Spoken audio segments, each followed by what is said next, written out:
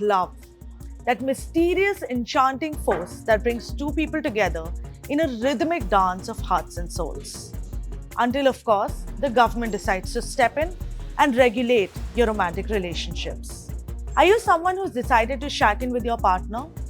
Well, if you are, and if you're from Uttarakhand or planning to move there are a few things that you may want to consider before planning that housewarming party. Let's help you navigate through the bureaucratic maze of government-introduced regulations on live-in relationships in Uttarakhand.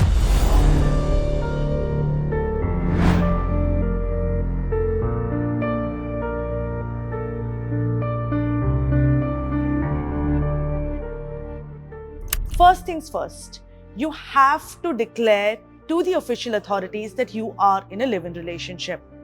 But beware, because officials can refuse to register your live-in relationship for the following reasons. 1. If the partner falls within the degrees of prohibited relationship, which means that the partners are related by blood with each other.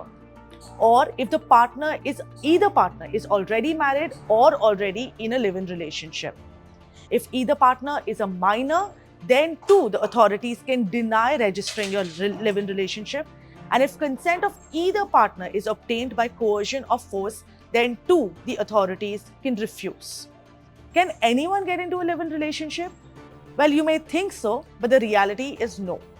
According to the Uniform Civil Code in Uttarakhand, the answer is simple.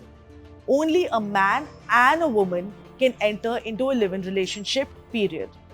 As long as they are above the age of 21, they can do it independently. But in case either or both partners are below 21 years of age, then they need a nod from their parents or legal guardians. That's right. A woman who is 18 years of age can legally enter into a marriage, but not a live-in relationship in Uttarakhand. Well, make of that what you will. Sorry, same-sex couples, but there is no provision for you in the proposed Uniform Civil Code in Uttarakhand. Whether that's a good thing or bad, well, you are the best person to decide. Are you ready to make your love and your live-in relationship official? Well then, you have to submit a statement of your live-in relationship to the local registrar. And also don't forget to CC the local police station for good measure, since the registrar will send all the documents to the local police for their records anyway.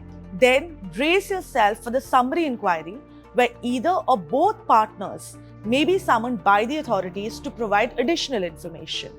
And then you wait for the verdict from the registrar for at least 30 days. And don't forget, you can be denied the right to live with your partner of your choice if the authorities deem so. So what are the consequences of an unregistered live-in relationship? What if you forget to register your live-in relationship or choose not to do it for some other reason? Well, first be prepared for a notice from the authorities. This notice may be issued by the authorities either of their own accord or on the basis of a complaint that has been received by them.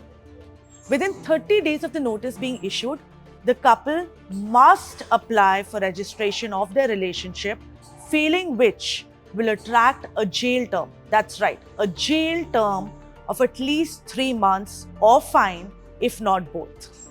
What's more, if you're registered with any incorrect information that you've given to the authorities, then that too can attract a jail term of at least 3 months or a fine of 25,000 rupees. Lastly, if the relationship is not registered, despite a notice being issued to the couple by the authorities, then the jail term can extend up to 6 months. Also, breaking up is much harder in Uttarakhand now. If the sparks have fizzled out of your relationship and it's time to part ways, what do you do? Especially if you're in a registered live-in relationship. Well, to end the relationship, a notice of termination has to be given to the other party, which is your partner, as well as the local registrar. Think of it similar to vacating a rented house. Before you can move out, you must inform the other party of your intention to move out and get all the paperwork in order. Spontaneous breakups are officially a thing of the past now. Also, a woman in a live-in relationship that has been deserted by her partner will be entitled to maintenance, and any child born out of that relationship is a legitimate child of the couple, which means that it has the legal standing on same terms as a child recognized under the law of a married couple. So there you have it, lovebirds, a whimsical journey through the tangled vines of romance regulation. Do note that the Uttarakhand Chief Minister Pushkar Singh Dhami has tabled the state's proposed Uniform Civil Code Bill in the Legislative Assembly, and it is yet to become a law in the state. But is it only a matter of time? We'll know sooner than you think.